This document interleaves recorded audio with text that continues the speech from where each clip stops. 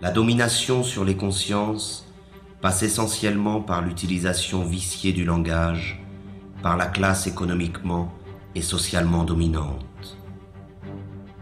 Étant détenteur de l'ensemble des moyens de communication, le pouvoir diffuse l'idéologie marchande par la définition figée, partielle et partiale qu'il donne des mots. Les mots sont présentés comme neutres et leur définition comme allant de soi. Mais sous le contrôle du pouvoir, le langage désigne toujours autre chose que la vie réelle. C'est avant tout un langage de la résignation et de l'impuissance, le langage de l'acceptation passive des choses telles qu'elles sont et telles qu'elles doivent demeurer.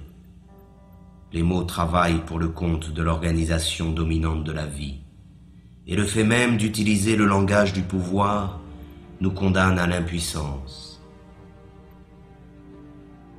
Le problème du langage est au centre du combat pour l'émancipation humaine. Il n'est pas une forme de domination qui se surajoute aux autres. Il est le cœur même du projet d'asservissement du système totalitaire marchand.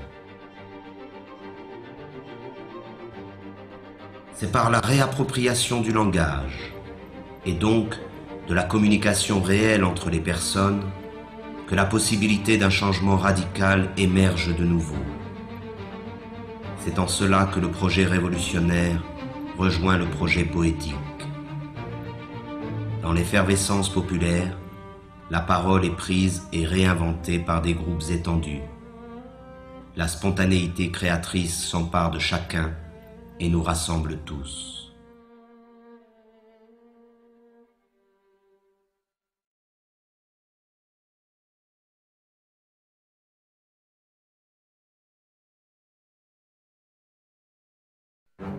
Pourtant, les esclaves modernes se pensent toujours citoyens.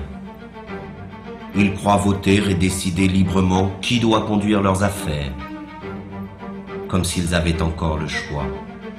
Ils n'en ont conservé que l'illusion. Croyez-vous encore qu'il existe une différence fondamentale quant au choix de société dans laquelle nous voulons vivre entre le PS et l'UMP en France, entre les démocrates et les républicains aux États-Unis, entre les travaillistes et les conservateurs au Royaume-Uni? Il n'existe pas d'opposition car les partis politiques dominants sont d'accord sur l'essentiel, qui est la conservation de la présente société marchande. Il n'existe pas de parti politique susceptible d'accéder au pouvoir qui remette en cause le dogme du marché. Et ce sont ces partis qui, avec la complicité médiatique, monopolisent l'apparence. Ils se chamaillent sur des points de détail pourvu que tout reste en place. Ils se disputent pour savoir qui occupera les places que leur offre le parlementarisme marchand. Ces pauvres chamailleries sont relayées par tous les médias dans le but d'occulter un véritable débat sur le choix de société dans laquelle nous souhaitons vivre. L'apparence et la futilité dominent sur la profondeur de l'affrontement des idées. Tout cela ne ressemble en rien, de près ou de loin, à une démocratie. La démocratie réelle se définit d'abord et avant tout par la participation massive des citoyens à la gestion des affaires de la cité. Elle est directe et participative. Elle trouve son expression la plus authentique dans l'assemblée populaire et le dialogue permanent sur l'organisation de la vie en commun. La forme représentative et parlementaire, qui usurpe le nom de démocratie, limite le pouvoir des citoyens au simple droit de vote, c'est-à-dire au néant, tant il est vrai que le choix entre gris clair et gris foncé n'est pas un choix véritable. Les sièges parlementaires sont occupés dans leur immense majorité par la classe économiquement dominante, qu'elle soit de droite ou de la prétendue gauche social-démocrate. Le pouvoir n'est pas à conquérir, il est à détruire. Il est tyrannique par nature, qu'il soit exercé par un roi, un dictateur ou un président élu. La seule différence dans le cas de la démocratie parlementaire c'est que les esclaves ont l'illusion de choisir eux-mêmes le maître qu'ils devront servir. Le vote a fait d'eux les complices de la tyrannie qui les opprime. Ils ne sont pas esclaves parce qu'il existe des maîtres, mais il existe des maîtres parce qu'ils ont choisi de demeurer esclaves.